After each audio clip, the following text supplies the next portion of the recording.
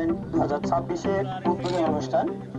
এই উদ্বোধনী শহর বিএনপির সভাপতি জনাব আমার প্রিয় কথা, উদ্বোধনী কথা এবং সমাপনী কথা, দুই কথার মধ্যে দিয়ে স্যার অবশ্যই প্রত্যেকটি দলকেই আমি স্বাগত জানাচ্ছি, তাদেরকে ধন্যবাদ জানাচ্ছি এবং উত্তরোত্তর আমাদের এই ক্রীড়াঙ্গনের সাফল্য গাইবান্ধা জেলায় প্রাইমারি স্কুল ক্রিকেটটি গাইবান্ধা জেলার 4টি বাছাইকৃত 4টি স্কুল নিয়ে অনুষ্ঠিত হচ্ছে।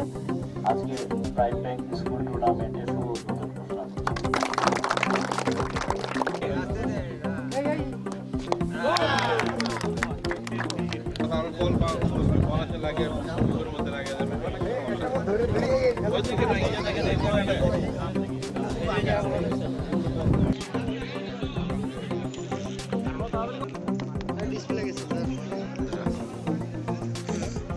ডিসপ্লে গেছে।